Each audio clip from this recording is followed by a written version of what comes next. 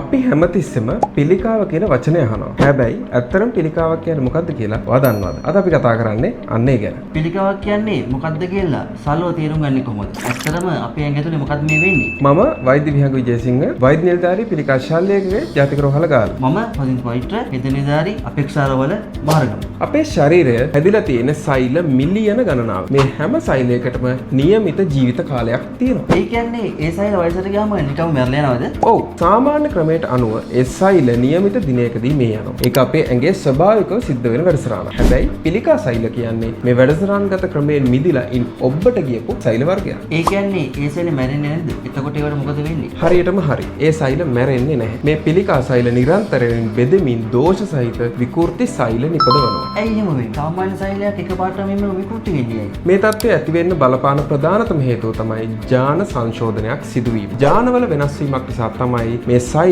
පාලනයකින් නැතුව හැසිරෙන්නේ. එතකොට මේ විකෘති වුණු සෛල දිගටම ඇඟ ඇතුලේ එකතු වෙනවද? ඔව්. මේ පිළිකා සෛල කිසිම නතර වීමකින් තොරව බෙදී පැතිරෙනු ලබනවා. ඒකයි පිළිකාවක් මෙච්චර භයානක වෙන්නේ. දැන් පැහැදිලි. පිළිකාවක් කියන්නේ අපේ මැගේ සෛල ඥානමය වෙනසක් නිසා සාමාන්‍ය පාලනයේ බෙදලා නොලෙනතම බෙදෙන එකට. අපි ඊළඟ වීඩියෝ එකෙන් තවත් වැදගත් තොරතුරු සමග නැවත හමු වෙමු.